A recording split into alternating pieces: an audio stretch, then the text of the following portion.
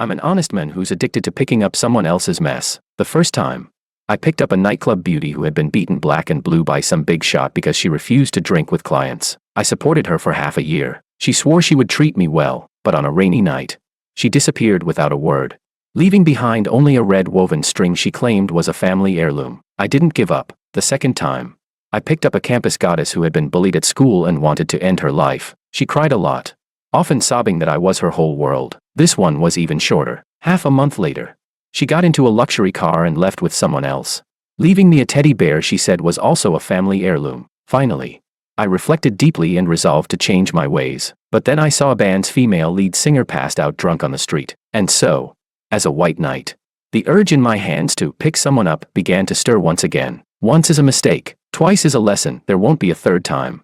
This time, I'm sure I'll finally get lucky. Chapter 1. This hobby of mine has been going on for many years. When I was a kid, I liked picking up pets other people had thrown away, turtles, rabbits, that kind of thing, and taking them home to raise. When I grew up, I started picking up homeless beauties instead. People who know me curse me, call me trash, call me a simp. Fine, I'll take that. But if you call me blind, then I'll really lose my temper. Every woman whose mess I've taken over was a beauty. Okay, leave me alone, bros. I've got my own rhythm.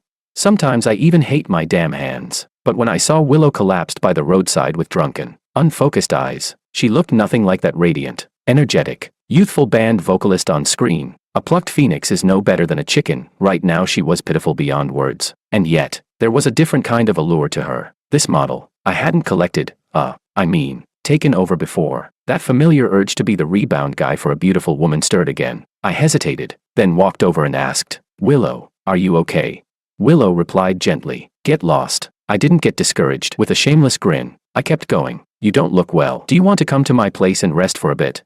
The intention was way too obvious, so I hurriedly licked my lips and added with a smile, "I won't do anything to you." Willow lifted her head in disdain. Her hazy eyes were full of disgust at first, but when she clearly saw my face, she visibly froze for a moment. Not to brag, but I'm pretty confident about this face of mine. Maybe not exactly Brad Pitt level, but if I entered the entertainment industry, making some top 100 handsome men list would be no problem. Seizing the moment, I pressed on. "Come with me. My name's George. Here's my ID. It's too cold tonight. You'll get sick if you stay out here." Then I added, "I'm your fan. I listen to your Searching for Stars every day."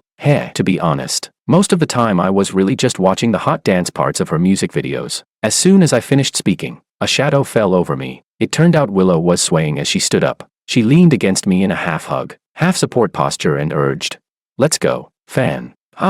That easy. This woman is way too casual.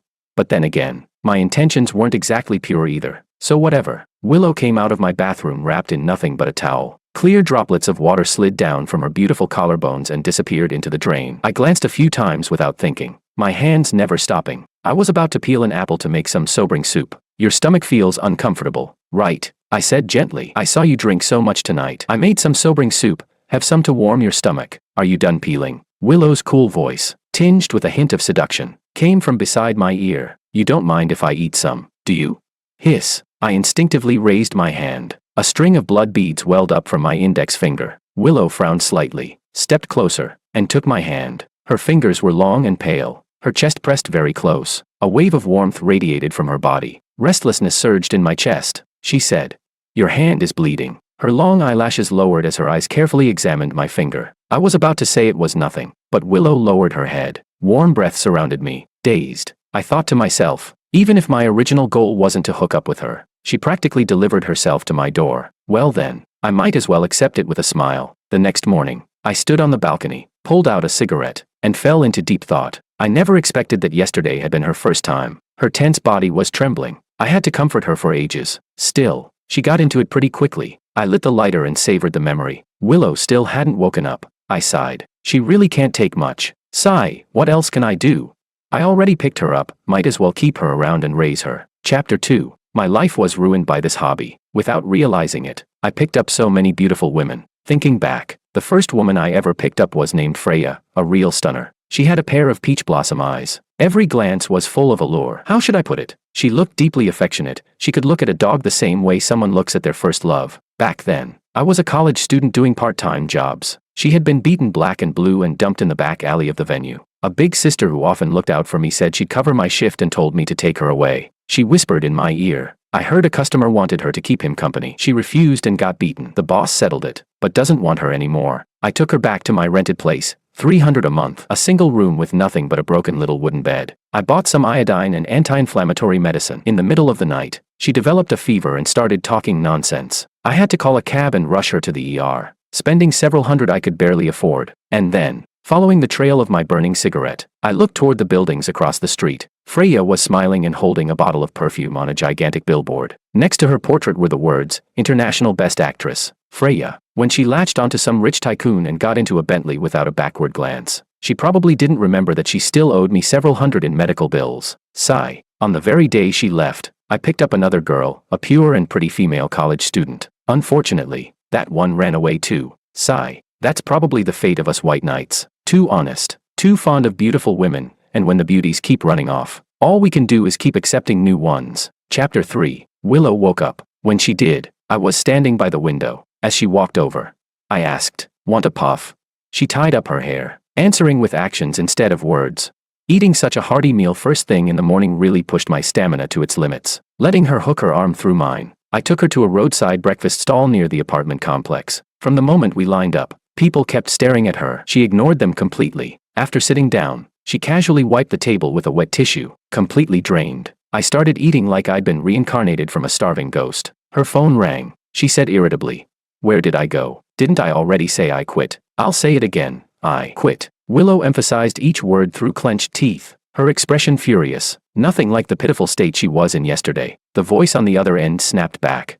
"You quit? Who do you think you are? If you don't do it, plenty of others will. Just wait and pay up. Shameless trash." The filthy rant cut off instantly as Willow decisively hung up. I struggled to swallow a bite of bun and asked, "So, Willow, you're not working now?"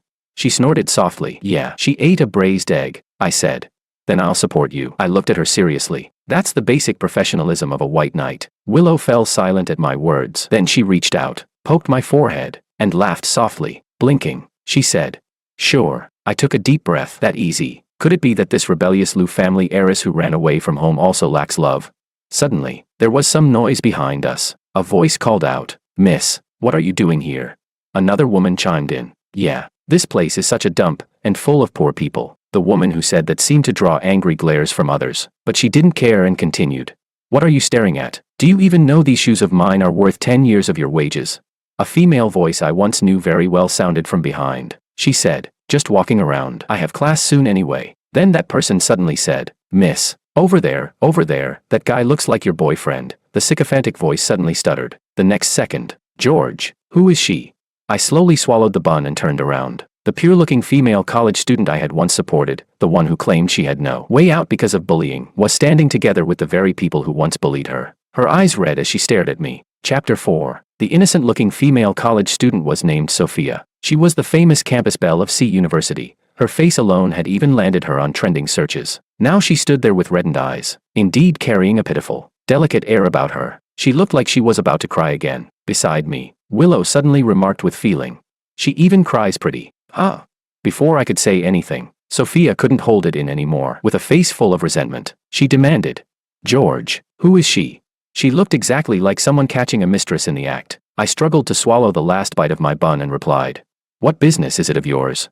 Willow was tactful. She pushed the soy milk over, stuck in a straw, and handed it to me. Sophia's best friend couldn't stand it anymore and was the first to jump in on her behalf. "Oh wow, where did this old woman come from? She's got a bit of looks." "Sure, but she's way too old, and kind of shameless too, seducing my bestie's boyfriend." She paused, then continued, "But you do look kinda familiar. Don't tell me you had your face done to copy some celebrity. Makes sense, when you're old. You should fix your face instead of coming out here to embarrass yourself." No matter how well-mannered Willow was, her face still turned green from the insults. I couldn't help but laugh out loud. These little clique members were exactly the same as when I first met them. Their mouths were so sweet, it was like they'd been smeared with shit. The first time I picked up Sophia was on a rooftop. She stood at the edge with a look of utter despair, while the people bullying her laughed loudly, deliberately provoking her to jump. Down below were clueless onlookers, and even some thrill-seekers who grew impatient, disappointed that she still hadn't jumped. The firefighters had already laid out the safety air cushion, but as I looked at the pitiful, helpless Sophia, amid the background noise of "jump" and "hurry up and jump already," Sophia stared straight at me. What rose in my heart wasn't sympathy. It was an unbearable rage, because the reason she'd been bullied to the point of wanting to jump off the building was fake. Chapter 5. Even though I love picking up beautiful women, we white knights still have principles. The kind who throws herself at me. I scream the goods. She's a pampered rich girl. The greatest hardship she's ever endured is probably coffee without sugar. She's read too many romance novels and is obsessed with playing those redemption games, wants me to be the one who saves her. When I was working part-time at the bar, doing cleaning, security, waiter work, tidying up rooms, I overheard her casual laughter from inside a private booth. She said, "I'm really good at training dogs. Honest guys need to be handled like this. Let that stinking loser really think he can save me. When the truth comes out, the look on his face will be priceless. By then, I can control him however I want." Her little clique burst into cheers, crisp clinks of glasses ringing out. I quietly closed the booth door. People this arrogant never see those around them. That's how easily I learned Sophia's entire plan. So when she started trying to seduce me, I pretended to be a dense, iron-willed straight guy who didn't get it at all. She staged a falling out with her best friends, pretended her family had fallen on hard times, claimed she was being bullied by her peers, and I immediately stepped in to protect her. In the end, when she felt the drama needed a climax, she directed and acted out that whole rooftop jumping scene, having her best friend tip me off in advance. The angrier I felt, the calmer I became. I put on a soothing smile and said, "Sophia, come to me. If they don't want you, I do." Her wet eyes lit up instantly, like an abandoned puppy being found again. She said, "George, are you really willing to be with me?" I said, "Yes. Come to my side. Let me touch you." I encouraged her gently, extending my hand. She walked toward me slowly, then I yanked her over. Years of physical work had given me real strength. I pulled her in hard and held her tightly, like I was clutching a treasure I'd almost lost. I said, "Sophia, be my little dog." She hesitated for a split second, then finally choked out, "Okay." She was crying, but she hugged me back. My heartbeat was pounding, hers was too. We held each other tightly, as if the whole world had narrowed down to just the two of us. She didn't see the fury in my eyes. That fury ignited a side of me no one knew existed. "You and your bestie bet that you could make me be your dog in a month." Heh, then let's see. In the end, who's really whose dog? Chapter 6. So even when she cried like pear blossoms in the rain, it didn't stir a shred of pity in me. Her face was slightly flushed, as if she still hadn't quite come back to her senses. Her skin was very pale, marks showed up beautifully on it. I reached out and stroked the attack speed tattoo on her chest. I had it tattooed for myself. Freshly done, it looked even better. She finally caught her breath and clung to me again. I pulled out a cigarette. Sophia was very obedient. She held up the lighter and lit it for me. As a reward, I pinched her cheek. It felt nice, smooth, delicate skin. Then I lightly slapped her face. She didn't say anything, just touched her cheek and smiled. Well, who told this young miss to play obedient here?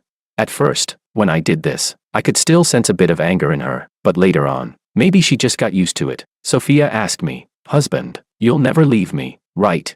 If I didn't know exactly what kind of person she was, I might really have thought she was some love-starved puppy. I sneered inwardly, but looking into her eyes, I made a heartfelt confession. "Of course, Sophia is my most obedient little dog. As long as you don't run away on your own, I'll definitely stay with you forever." Her face flushed slightly, no idea if it was from my slap or not. She pouted and said, "But little dogs are sometimes disobedient too. If a little dog makes a mistake, wouldn't husband abandon it?"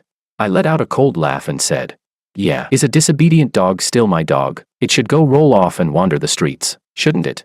I flicked the ash from my cigarette. Some of it landed on her snow-white skin, beautiful. Her whole body trembled. She didn't answer me, just closed her eyes and clingily kissed the side of my neck, whispering, "Husband, love me again." When I was with her, she came when called and left when dismissed. Yet she seemed addicted to playing the role, letting me take whatever I wanted. Looking back now, I was actually pretty scummy to her, but who told her to have impure motives from the start? I was just returning the courtesy. I know how she found out my name. She heard it from Freya, because the Bentley Freya got into back then belonged to Sophia's brother. After her brother made Freya famous, he transferred a full $5 million into my account to shut me up, afraid I'd expose the two of them online. At that point, what was there to say? I kept my word. I stayed quiet, didn't bother them, and never went online to leak anything. I comforted myself, fine, half a year, $5 million in hand, plus beautiful women for company. Which white knight wouldn't envy me? Chapter 7. Sophia might be good at acting, but she was still young after all. For example, back when she used to eat at street stalls with me, she couldn't help showing her disgust at those greasy tables and oil-stained chairs. Disdain often flickered through her brows and eyes. She could never manage the calm, natural ease that Willow had. Just like now, when she was questioning me, she was still subconsciously keeping her distance from the food stall. Willow, on the other hand, laughed in anger instead. "I get it now, an ex, right? Sophia looked utterly heartbroken. I'd always known she was good at crying, so I wasn't surprised when her tears came streaming down all at once. What did surprise me was how stunned the members of her little clique were. Wiping her tears as she went, Sophia shouted, "I was only gone for half a month, and you already found someone new. You don't want me anymore." A huge wave of woe rippled through the crowd. People stopped eating. People stopped heading to class. I could clearly sense phones being raised to film us. I even heard whispers spreading around. Someone said, "Isn't that Willow, the lead singer from that really famous band?" Someone else chimed in, "Looks like it. Figures, it's the entertainment industry. Always messy. Nice, handsome guy. Beautiful women. This kind of jealousy drama is what deserves to be acted out. This wouldn't do. We people who love taking over other people's messes are honest folk. And honest folk can't have their public image collapse. Honest folk usually don't juggle two relationships at once. Unless they're pushed to the edge. After all, everyone says that once an honest person is pushed too far, there's nothing they wouldn't do." I hurried to clarify, "This has nothing to do with anyone else, Sophia. We broke up a long time ago. A dog that ran away from home on its own for half a month isn't worth looking for anymore, right?" Another burst of flashes went off around us. Sophia choked up. The tears clinging to her thick eyelashes trembled but didn't fall, making her look even more alluring, as if she'd decided to go all in. She suddenly pulled down her collar, revealing the marks below her neck. That patch of pink imprints against her snow-white skin looked just like a collar worn by a little dog, with a smile that wasn't quite a smile. Tears that weren't quite tears, she said. "But I am your little dog." Holy shit. That was the involuntary reaction from the onlookers. Holy shit. That was the shrill, panicked scream from Sophia's clique. They shouted, "Sophia, are you insane? If your brother finds out, he'll kill all of us." Chapter 8. But to someone who doesn't love you, even if you slit your wrists, all they'll think is that the red lines on your wrists look kind of pretty. To someone who doesn't care about you, even if you hang yourself, all they'll think is that you're swinging on a swing. So I only said calmly, "Are you done making a scene? If you are, then get lost. Going no contact for half a month counts as a breakup by default where I'm concerned." She shouted, "No, that's not it. I was locked up by my family. I never wanted to break up with you. I even left you a little teddy bear. That's my favorite plush toy."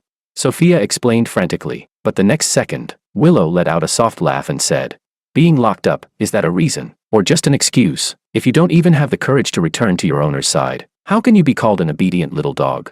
I was startled. I couldn't let Willow, the beauty I'd just taken over, get angry over an ex. I signaled to Sophia's friends to hold her back and stop her from continuing to embarrass herself. Her friends probably didn't want things to spiral out of control either. They kept restraining her as she struggled nonstop. As I passed by her, I tossed out a sentence to her dazed face. "It's just acting. Don't act for so long that you start believing it yourself. Young miss, who took whom seriously, anyway?"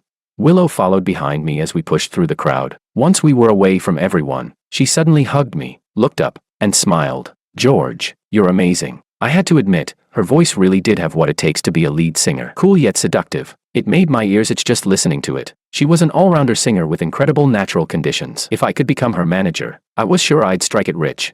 That's right, this honest guy of mine had impure motives too. I just wanted to be her manager. But the very first obstacle on my road to becoming a manager was her management contract. Chapter 9. Willow agreed to take me with her when she went to the company to terminate the contract. I showed her my talent agent certificate and my lawyer's license. I'd been interning at entertainment companies since my sophomore year. Willow flipped through them with little interest and casually set them aside. She said, "If you doubt someone, don't use them. If you use someone, don't doubt them. Let's go." My heart skipped a beat. Even though I'd lied about being her fan, what she did today made me decide that I would seriously listen to every single song on her albums.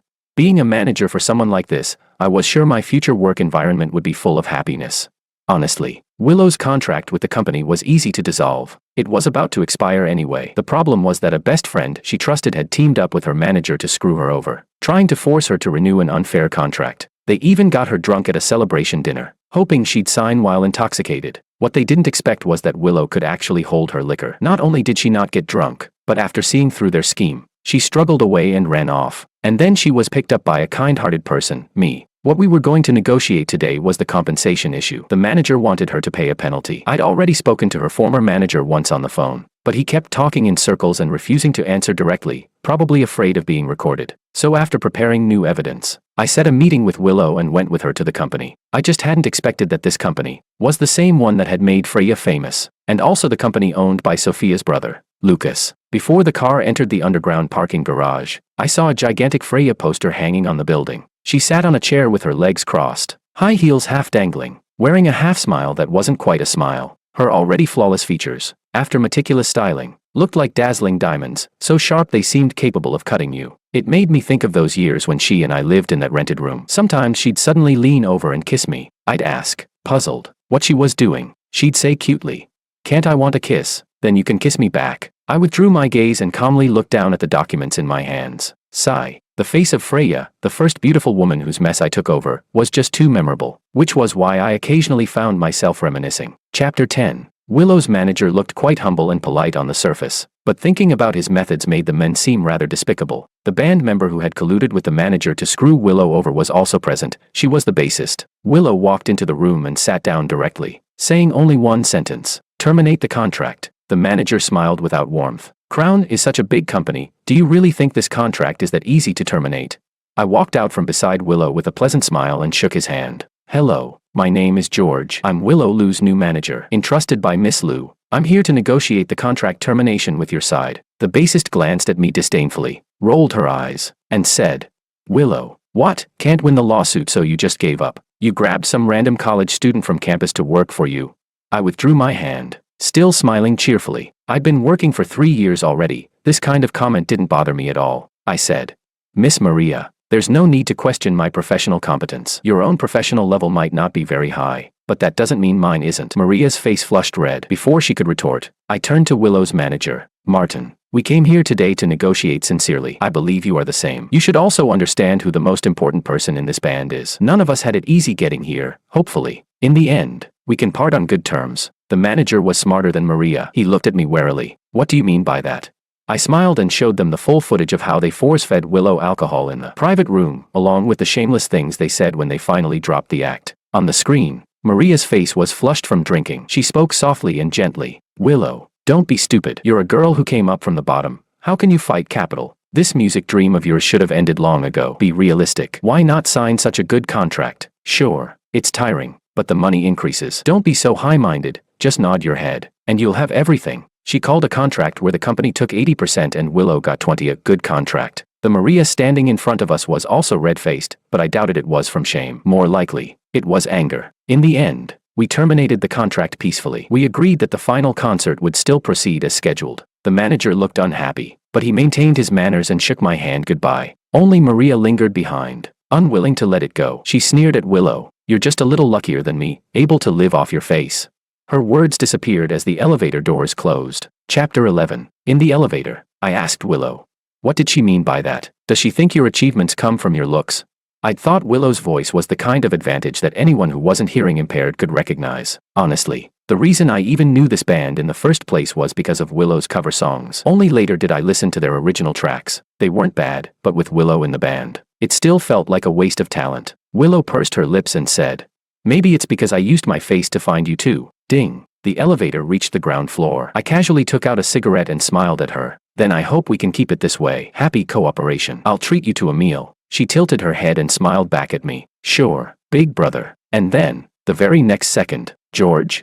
I looked up. Standing in front of me was the woman on this company's giant posters, the person I'd kept for half a year, the young model who was my first love. Those peach blossom eyes that could look at a dog with affection were staring straight at me in a daze. Best Actress Freya. Chapter 12. Freya was once described by countless film fans as having eyes that always held a hazy, unspoken tenderness, like there was something she wanted to say but never quite did. When I picked her up back then, I didn't even have money to pay for a hospital bed, so we made do by spending the night in the outpatient corridor. The next morning, I woke up with my hand pressed against the back of her slightly cold hand. I clearly saw something sparkling in her eyes. Half jokingly, she said, "No one has ever treated me this well before." Then she rewarded me with a kiss. Even now, I don't know whether that was all just acting, or a rare moment of genuine feeling from her. I looked at her, looked into her eyes, looked at the shocked crowd behind her. I frowned slightly and said, "Hello, long time no see. Are you going in? If so, let's get off first." Freya snapped out of it, stepped aside in a bit of a panic. I put my arm around Willow and,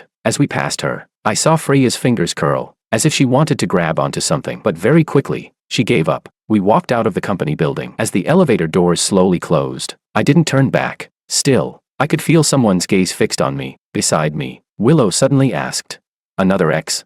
I put on a mock sigh and said, "Well, pretty good quality, right?"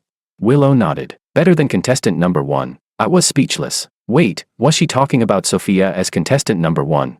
Then she was wrong. Freya was the real number one. The days that followed flew by, and I had no time to think about which contestant was which. Freya didn't come looking for me. With so many endorsements under her name, anyone with a brain would know to cherish their reputation. Willow didn't plan to sign with another major company. She wanted to set up her own studio. I signed a manager's contract with her, and together we started building a studio from scratch. When people are extremely busy, they don't really have the energy to think about romance. Sometimes, when the urge came up, I'd invite Willow to my place. Other times, I'd go to hers. She grew more and more familiar with me, and more attuned to what I wanted. With both body and mind fully relaxed, my career began to thrive. Sure enough, I could only truly bring out my talents in this kind of state. Today, Willow and I went to a cocktail party. Lately, I'd been attending banquets with Willow quite often. I'd gone to some with Sophia before too, but back then I was mostly just there to eat and drink. Now, I was there to look for collaboration opportunities. There was one thing Maria got wrong. Willow wasn't someone who came from the bottom.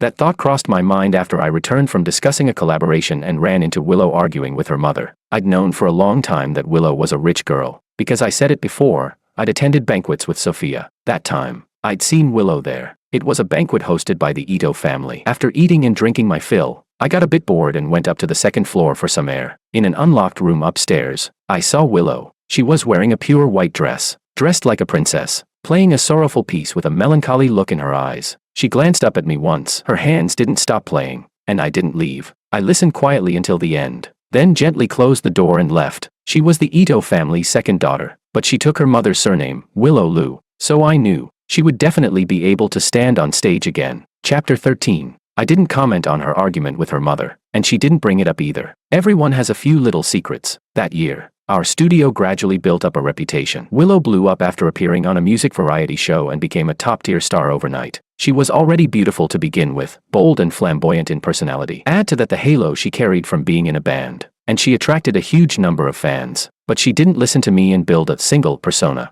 Instead, during a press interview, she casually tucked her hair behind her ear and said lightly, "Isn't there a saying online that I look like someone who's always in a relationship, just not in a long-term one?" Well, they're wrong. The reporter maintained a professional smile, clearly caught off guard by something not in the script, and tried to steer the conversation back. "So what you mean is, at the moment, you don't have a boyfriend?"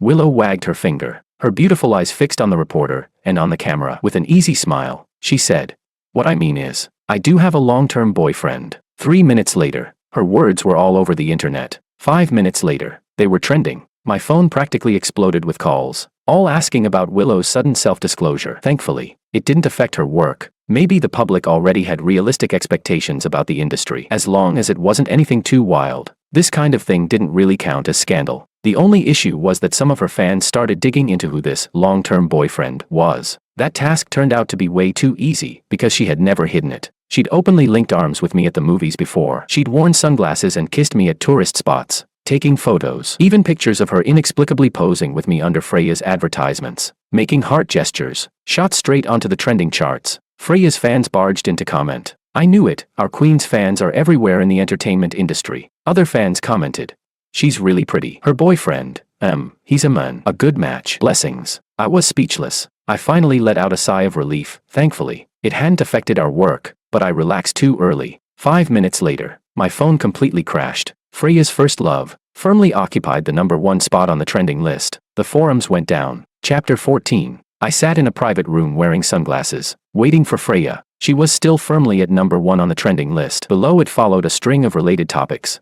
Freya's first love, Freya, Willow's manager. Freya and Willow are love rivals. Willow, deliberate provocation. I rubbed my temples. My head was pounding. I took another sip of alcohol. No idea what madness possessed Freya. She suddenly posted a photo online. In the photo, a man was smiling brightly. His looks were still a bit youthful, his clothes low-key, yet his handsomeness was impossible to hide. Facing the camera, his smile was clean and sincere as he extended a huge bouquet of roses. You could tell he was someone who loved being photographed. His eyes were full of affection, and you could also tell the person behind the camera loved him deeply, because he looked especially vivid and alive in the frame. Seeing that photo, I genuinely wanted to wish them everlasting happiness. If the man in the picture hadn't been me. Willow reposted that update. She didn't say anything, just added a question mark. Her comment section instantly filled with question marks as well. The door opened. Freya walked in lightly. She was only wearing a mask, which she removed once inside. She blinked at me and said, "George, last time I didn't get the chance to say it, long time no see." I snapped, Freya, are you out of your damn mind? I had no mood for reminiscing and got straight to the point. What the hell were you thinking? Posting my photo? She tilted her head and replied, why can't I post it? What's wrong with posting a picture of my boyfriend? I took a deep breath, clenched my teeth, and said, did you lose your memory? We broke up 7 or 8 years ago. I felt completely unable to understand her logic. Was this woman insane? She shook her head instead and said, George, you don't need to worry. This won't affect you at all. The one it affects is Willow. With evident interest, she took out her phone and showed it to me. Look, they're not scolding you at all. They're all calling Willow a homewrecker. I exploded with anger. First of all, Willow's work is my work. If she's affected, then I'm affected. Do you know how much money I'd have to pay in damages? She interrupted me. So what? If there's compensation to pay, I can transfer it to you, Freya said urgently. All the money I've earned over the years, I can give it to you. There was no way to reason with her. I stood up and pulled the door open, ready to leave. But the moment the door opened, Freya lunged forward and hugged me. Her tears fell in heavy drops, spreading damp stains across my clothes. Choking back sobs, she said, I regretted it long ago. George, I've wanted to come back to you for so long. Back then, I was too insecure. My family, my background, my past work, myself, I was a mess. I was afraid that in the end, you'd look down on me too. Lucas only valued my abilities. Between him and me, it was purely a superior, subordinate relationship. I've only ever loved you. I paused. For that belated apology, I stopped for 3 seconds, then pulled the door open and walked out. What she didn't know was that between her and me, there had never been any misunderstanding. Lucas had already come looking for me a long time ago. Chapter 15. The first time Lucas came looking for me, it was to persuade me to break up with Freya, not because he had his eye on her, but because the image he wanted to build for her didn't allow for a boyfriend. He gave me a sum of money. I took it gladly. He took his leave with impeccable manners and left me a meeting gift, a watch that was outrageously expensive for a student, in exchange for the bracelet Freya had braided for me with her own hands. The second time he came looking for me, it was because of his sister. He couldn't help sighing. George, you really are something. I admire you. This time, he gave even more money. I agreed even more readily. He smiled, his tone full of appreciation. Actually, I would have supported you marrying my sister. Unfortunately, Sophia's too wild by nature. You two aren't suited. This latest scandal brought the two of us back to the same table again. He looked a little helpless. Freya's contract is about to expire anyway. She's not renewing it. I didn't really want to spend more money on PR. It was my sister who went crazy and paid for it herself. I hadn't expected to hear Sophia's name again. Lucas smiled slyly. Truth be told, I think highly of you. This has nothing to do with anyone else. It's just that you really do have the ability to make money. No matter how big the scandal, with enough money, it can always be suppressed. No matter how deep the grudge, with enough money, people can still sit down and talk peacefully. We entered a new collaboration with Crown. Willow had no objections. Business is business. Sophia would use work as an excuse to come see me. She'd deliberately wear low-cut clothes to draw my gaze. No reason not to look. Freya gradually faded from the spotlight, filming only 1 movie a year. I often saw her near my place. As for Willow, she never needed me to take responsibility. She never said much. If I needed her, she was there. The studio took in another batch of new trainees. I flipped open their profiles and froze for a moment. The girl in the ID photo had youthful, unpolished features, but she looked about 80% like Freya, except her eyes were far more seductive. One look told you she wasn't someone to mess with. Her name was Anna. Suddenly, I thought back to the year I had just turned 18, when I met Freya. Freya came from a small town. She never went to college. After graduating high school, she went straight to work in nightclubs. She had the most cliché reasons for ending up there: a gambling father, a sick mother, and a broken herself. She even had a younger sister still in elementary school. After we finished, she told me all this with teary eyes. I stared at her, my eyes full of sympathy, but the very next second, she lit a cigarette and burst out laughing. Kid, you really believed all that? Believe it. Of course I did, because as an adopted child myself, I also had a younger brother. How should I put it? Just bad luck. After my parents, who were told they couldn't have children, adopted me, they unexpectedly got pregnant. I became the extra one. I used to love picking up stray animals. Later, I stopped, because my brother always liked taking what was mine. Even when I was very young, I was already thinking, I pick people up. I pick women up. I even pick up beautiful women. I refused to believe that some foul-mouthed little brat could compete with me for women. From that moment on, the idea of taking over so-called pure and innocent beauties that others had messed up took root in my mind. Looking at Anna's seductive brows and eyes, I gave a faint smile.